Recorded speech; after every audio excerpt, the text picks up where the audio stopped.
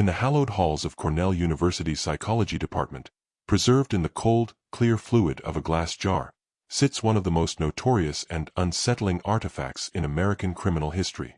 Its intricate folds and fissures, measuring a remarkable 1,673 cubic centimeters, once held the mind of a man who could command 8 languages with fluent grace, who could unravel the complexities of ancient Greek texts, and who could formulate profound, intricate theories about the very origins of human linguistics.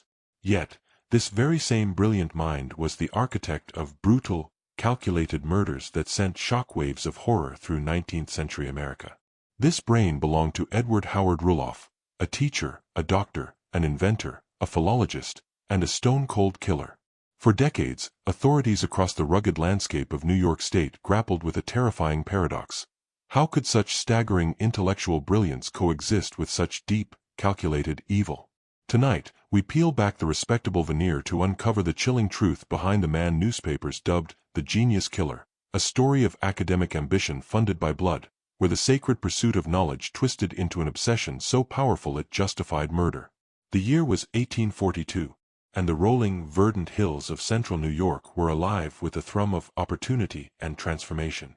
The recently carved Erie Canal had turned sleepy farming communities into bustling hubs of trade, while the fervor of the Second Great Awakening filled the region with a passion for social reform and religious revival.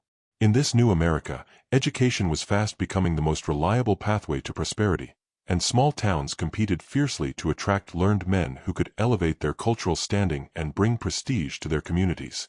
It was into this landscape of fervent hope and progress that a young man named Edward Rulloff arrived in the quiet village of Dryden, just a short ride east of Ithaca.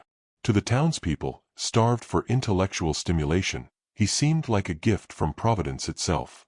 Rulloff was just 23 years old, yet he carried himself with an authority that belied his youth.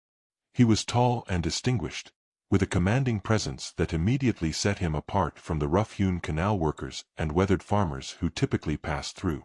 His dark hair was meticulously groomed, his clothing neat and scholarly, and his piercing dark eyes seemed to hold depths of knowledge that both impressed and intimidated everyone he met. When he spoke, it was with the cultured, precise accent of an educated gentleman, his voice carrying the weight of someone accustomed to being heard, respected, and obeyed. The residents of Dryden, living within the comfortable but confining boundaries of rural society, had rarely encountered anyone with such apparent erudition. Rulloff claimed extensive knowledge of botany and medicine, could recite long passages in Latin, Greek, and German with fluid precision, and seemed equally at ease discussing classical philosophy, contemporary literature, and the emerging sciences of the day. When he began delivering public lectures on phrenology, the popular pseudoscience of reading a person's character through the bumps and measurements of their skull, the townspeople gathered in rapt amazement, convinced they were in the presence of a true master of this fashionable new field. But beneath this impressive, scholarly exterior lay dark secrets and a history that would have horrified his new admirers. Born John Edward Howard Rulloffson near St. John, New Brunswick, around 1819, he had already lived a double life before ever crossing the border into the United States. His father had been a Danish immigrant of some means, but the family's fortunes had declined after his death. Young Edward had shown early promise as a scholar, devouring books with an insatiable hunger for knowledge, but his intellectual gifts had been corrupted by an early taste for crime. Before he reached his teens, he was caught in a series of suspicious fires at the dry goods store where he worked, arsons apparently designed to cover up his thefts of inventory. Convicted of embezzlement, he was sentenced to 2 years in prison. The experience should have been a wake-up call. Instead, it became his criminal education, teaching him the value of careful planning and the absolute necessity of maintaining a respectable facade. After his release, he fled to the United States, abandoning his birth name for the more distinguished Edward Rulloff. It was more than a cosmetic change. It represented his transformation from a common criminal into something far more dangerous, a predator who could blend seamlessly into the very fabric of respectable society. In Dryden, Rulloff quickly established himself as an invaluable member of the community. He found work as a clerk in a local drugstore, where his apparent knowledge of botanical medicines impressed his employer and customers alike. His learning seemed boundless, feeding the community's hunger for intellectual stimulation. It wasn't long before they offered him the esteemed position of headmaster at their local school, a role that granted him not only respectability but access to the young minds he could influence. Among his pupils was 17-year-old Harriet Shutt, the daughter of one of the area's most respected farming families. Harriet was a rare beauty, tall and slender with long, light brown hair that caught the sunlight and hazel eyes that sparkled with intelligence and gentle humor. The attraction between the worldly teacher and his bright, sheltered student was immediate and intense. Rulloff, with his magnetic charisma, could weave tales of his travels and studies that painted him as a man of the world, representing everything exotic and sophisticated that Harriet's life had never offered. Yet even in these early days of their courtship, there were warning signs, small cracks in his carefully constructed facade that those around them chose to rationalize away. Rulloff's temper, when provoked, could be frightening in its sudden intensity. He displayed an almost pathological jealousy whenever other men showed even the most innocent interest in Harriet, and his moods could shift from charming effusiveness to a cold, calculating rage in the blink of an eye. The Shutt family, while impressed by his learning, harbored private doubts they found difficult to articulate. On December 31, 1843, as heavy snow blanketed the Finger Lakes, Edward Rulloff and Harriet Shutt were married. The wedding should have been a joyous occasion, but even then, Rulloff's true nature began to emerge.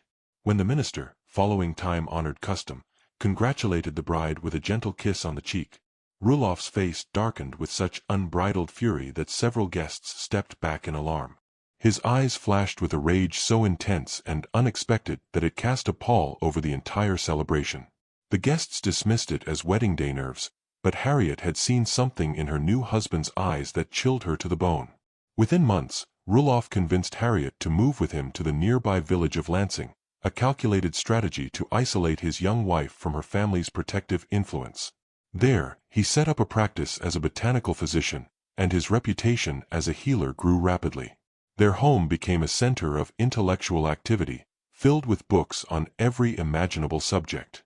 In April 1845, Harriet gave birth to a daughter, Priscilla.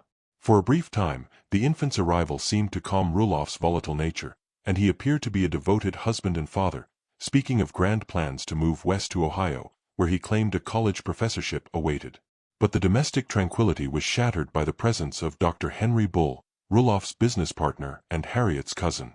Bull's friendly, affectionate demeanor toward Harriet, common in their close-knit family, became the focus of Rulloff's growing paranoia.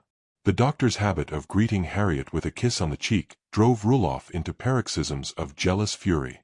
He became convinced his wife was having an affair with her own cousin, a ridiculous accusation unsupported by any evidence. The crisis that would shatter their world began in May 1845. Harriet's sister-in-law fell gravely ill after childbirth, and the family turned to Rulloff, the skilled healer. He prepared an herbal remedy and administered it personally to both the young mother and her infant child. Within 48 hours, both were dead. While such deaths were tragically common, Rulloff showed no grief, instead making ominous comments to his mother-in-law about who might be next, words that sounded less like sorrow and more like a veiled threat. The deaths created an irreparable rift. Whispers began to circulate. The family's reservations crystallized into active suspicion. Feeling the pressure, Rulloff became more desperate than ever to convince Harriet to flee to Ohio with him. But Harriet, grieving, refused to leave her family. Their arguments grew more frequent and more violent, feeding his paranoid conviction that her family was turning her against him. On the humid, charged evening of June 22, 1845, as a summer thunderstorm rumbled across Cayuga Lake, Edward Rulloff committed the crime that would define his monstrous legacy. Another vicious argument erupted over his demands to leave for Ohio. Harriet was in the kitchen, crushing peppercorns with a heavy iron pestle. When she laughed off his latest wild accusations and firmly refused to abandon her family, something fundamental snapped in the scholar's brilliant but twisted mind. In an explosion of pure rage, fueled by months of paranoid jealousy, Rulloff snatched the pestle from her hands and brought it down on her forehead with devastating force. The sound of the impact echoed through the small house. Harriet collapsed instantly, blood pooling on the kitchen floor. As she lay dying, their infant daughter Priscilla began to cry in her cradle. The sound pierced Rulloff's rage, reminding him he now had a witness. With the same calculating coldness he applied to his studies, he moved to his collection of botanical medicines, prepared a concentrated narcotic, and returned to the crying child. He administered the poison with gentle hands, and the baby's cries gradually weakened, then stopped entirely, leaving the house filled with a terrible, profound silence. The disappearance of Harriet and Priscilla sent shockwaves through the community. When concerned neighbors called the next day, they found Rulloff alone, and his explanations only deepened their suspicions. The house bore all the signs of a hasty, panicked departure: beds unmade, dirty dishes scattered, and most tellingly, Harriet's cherished traveling basket, which she never went anywhere without, still sat on her bureau. Rulloff's stories changed with each telling. First, they were visiting relatives near Cayuga Lake. Then, Erie, Pennsylvania. Finally, he settled on a tale about them moving to Ohio. He even wrote a letter to his wife, asking her to contact her family to quell the rumors, but weeks passed, and no response ever came. The silence spoke louder than any words. For 6 agonizing weeks, Rulloff played the part of a concerned husband while knowing the bodies of his victims lay hidden somewhere beneath the dark waters of Cayuga Lake. But Harriet's protective brothers, William and Ephraim Shutt, refused to accept his stories. They knew their sister's character. Her sudden, silent disappearance was impossible. Their investigation began to uncover disturbing details. Neighbors reported seeing Rulloff on the morning after the disappearance, loading a large, heavy chest into a borrowed wagon and driving it toward Cayuga Lake. When the pressure became too great, Rulloff vanished, claiming he was going to Ohio to bring his family back. But Ephraim Shutt, a man of considerable determination, mounted his buckboard and set off in pursuit, beginning a dramatic cross-state manhunt. The chase reached its climax on a crowded train platform in Rochester, where Ephraim spotted Rulloff attempting to board a train heading west. After a tense search, he found the fugitive hiding in the rearmost car. Even cornered, Rulloff was audacious, expressing pleasure at seeing his brother-in-law and suggesting they travel to Ohio together. In Buffalo, using the chaos of the crowded docks, Rulloff slipped away and vanished completely, leaving Ephraim more convinced than ever that his sister and niece were dead. Back in Lansing, a massive search of Cayuga Lake was organized. For weeks, teams of men dragged the murky depths with hooks and nets, but the lake, nearly 40 miles long and over 400 feet deep, refused to give up its secrets. No trace of Harriet or Priscilla was ever found. Meanwhile, Rulloff had made his way to Meadville, Pennsylvania, reinventing himself as James Nelson. His charisma and learning once again opened doors, and he was soon offered a professorship at a local college. But his past was closing in.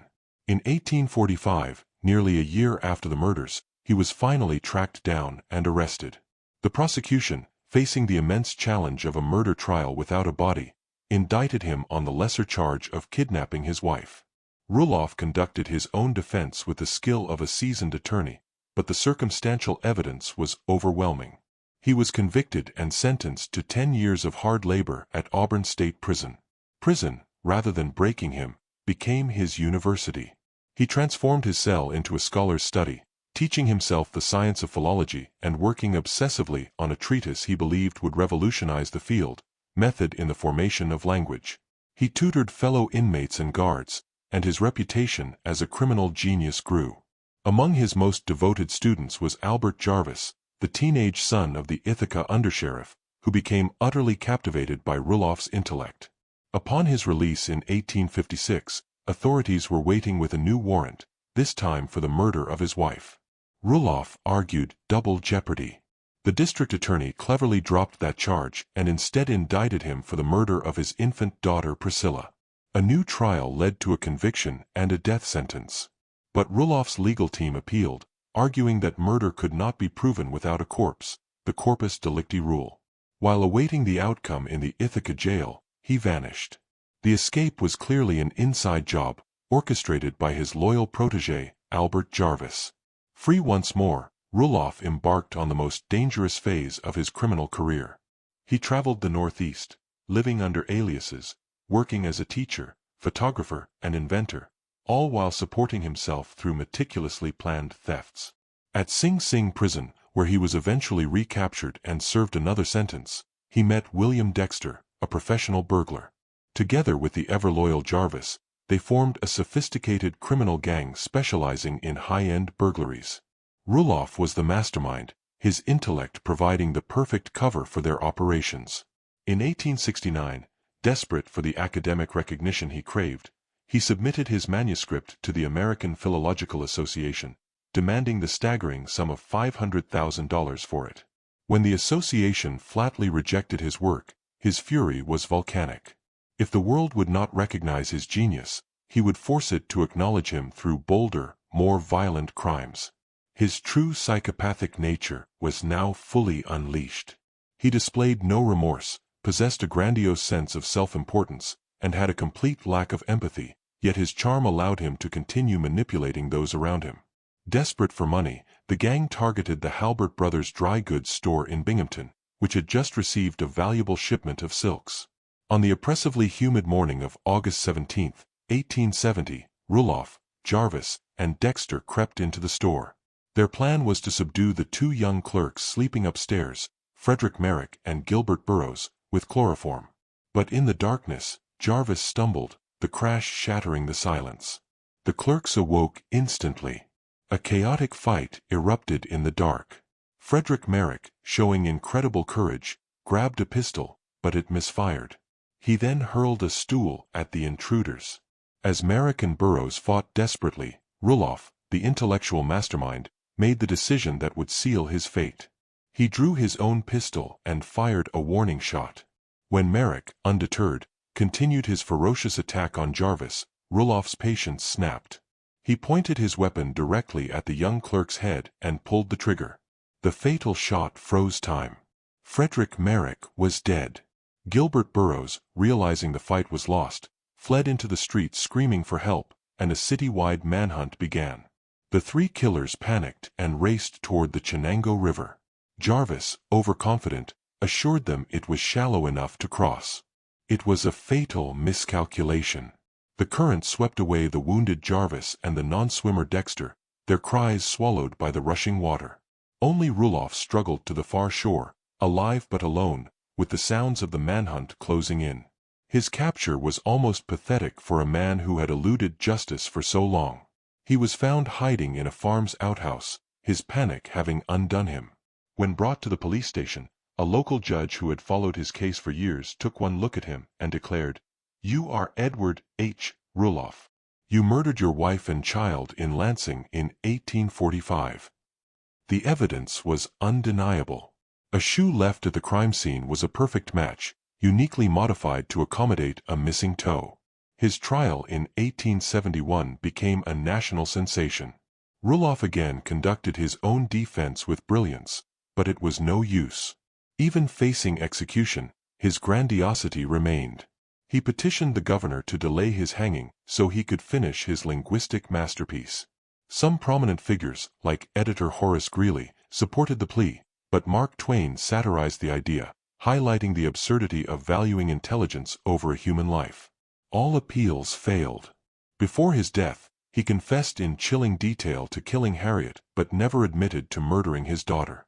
On May 18, 1871, before a bloodthirsty crowd, Edward Howard Rulloff was hanged in New York's last public execution. His final words were reportedly, "Hurry it up.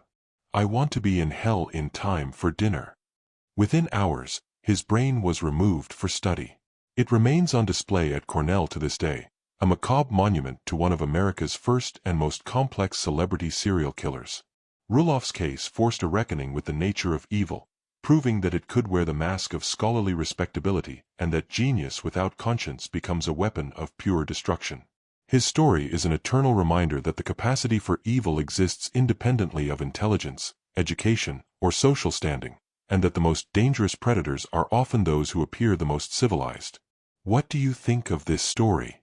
Do you believe that exceptional intelligence should ever be a factor in sparing a killer's life? Or does brilliance make such crimes even more inexcusable? Leave your thoughts on the case of the genius killer in the comments below.